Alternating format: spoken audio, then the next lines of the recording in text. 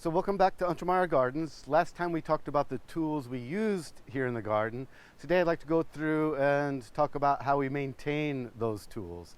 And the first tool that I mentioned earlier that we all use constantly in the garden are hand pruners. And I talked about a good hand pruner being able to be taken apart, and it's all individual parts that can be replaced. So you can see I've already pulled the spring and the bottom screw, and there are all these different parts you can take off and actually get down to the blade, which makes it exceptionally easy to sharpen the blade. And when I do that, I look for the beveled side, and I only want to sharpen on the beveled side. And then I take a very fine file and about 30 degrees and roll all the way out to the blade for every cut. And I'll do this for quite a while until I feel a good sharpness to it. One way to check for how sharp it is to pull your finger across the blade. You never want to go with the blade, you're going to cut yourself. But the rougher it feels against your fingerprint, the sharper it gets. So you can keep doing that until you're not seeing any improvement. And at the end, you want to have a nice clean edge to that. If I were doing this for myself, I'd probably spend another 4 or 5 minutes to get that just right. And while I'm here and have everything apart is the time I like to grab a small brush or some still wool and really take off any of the sap deposits that have gathered up on my blade or anywhere else on the tool. And if there's any rust, I'm going to make sure I get rid of that. And this is a good time to add some oil as well, any light oil. So we have a typical 3-in-1 oil you can find at your local hardware store, any penetrating oil that we keep on hand in a spray bottle at all time to get things cleaned up and to protect it through the next few uses.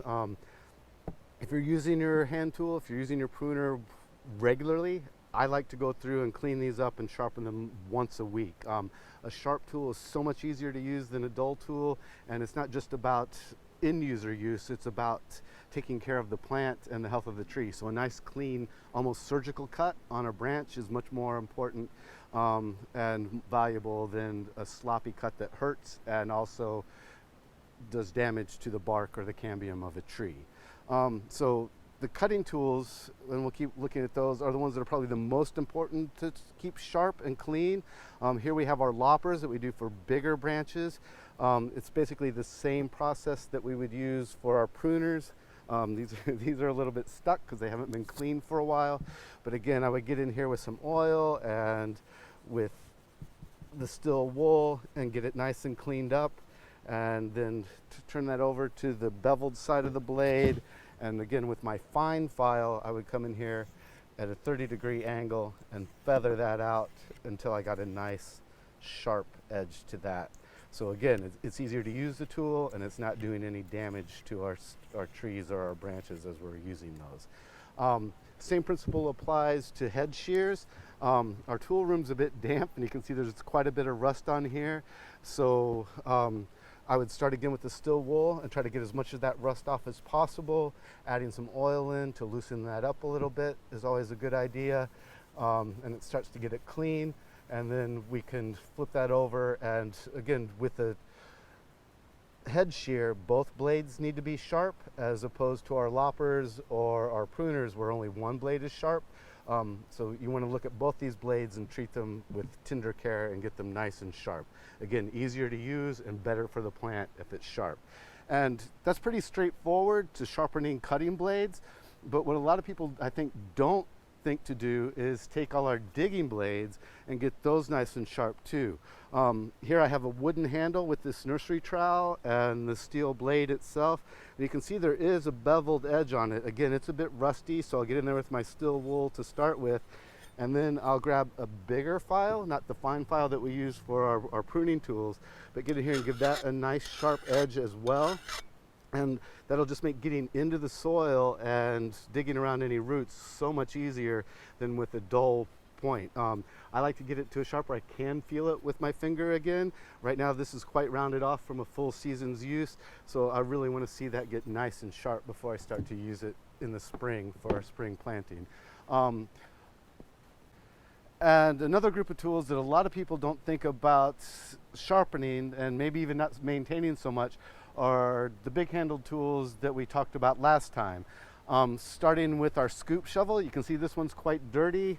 It hadn't been cleaned up from its last use. What I like to do, ideally, when we have time, is after every use we come in with a wire brush and get rid of all the dirt that's on there. I'm making a bit of a racket to do so.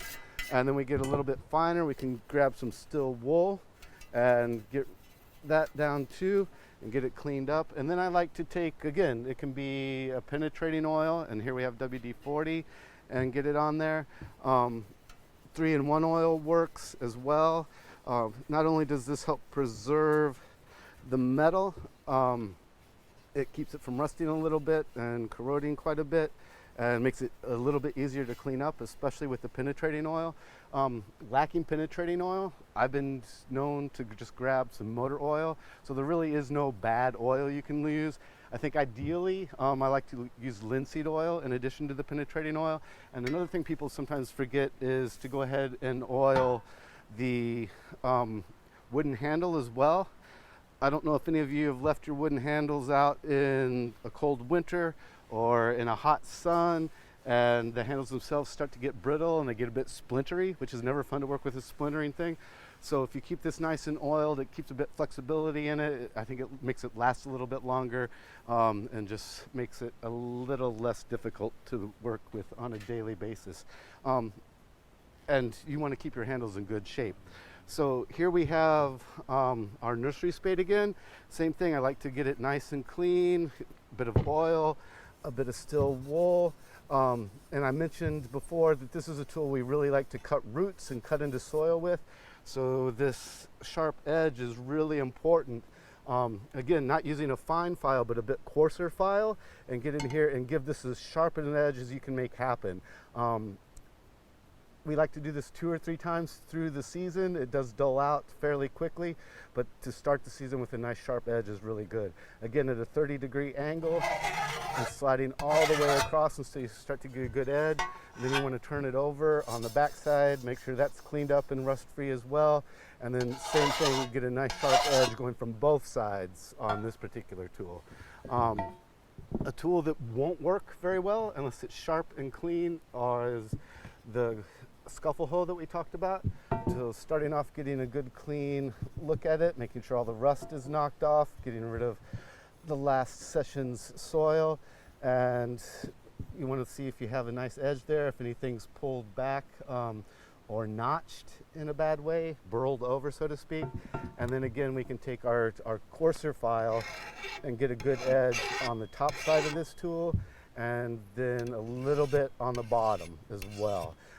This particular tool has 3 sharp edges, so I would take my time and go around all 3 edges to get those nice and clean and sharp. And then even tools that don't have a sharp edge to them, where we're not trying to file anything down, it really is important just to keep everything clean. You can see from our last use we have quite a bit of dirt on these tines. It's starting to rust up a little bit. So to get all of these clean, you can start with steel wool if it's not too bad, pull out the brush if it's really dirty, and get it cleaned up again. And then I like to go through the entire tool once again with an oily rag and work on the handle and all the tines, and just keep these well preserved and ready to go for when all this snow melts, so we can get back in the garden come spring and start moving some mulch around. So now we've looked at all our different tools, we've gotten them maintained and ready for spring planting. Hopefully by the time we get back together, the snow will all be gone and we can take a look at plants again.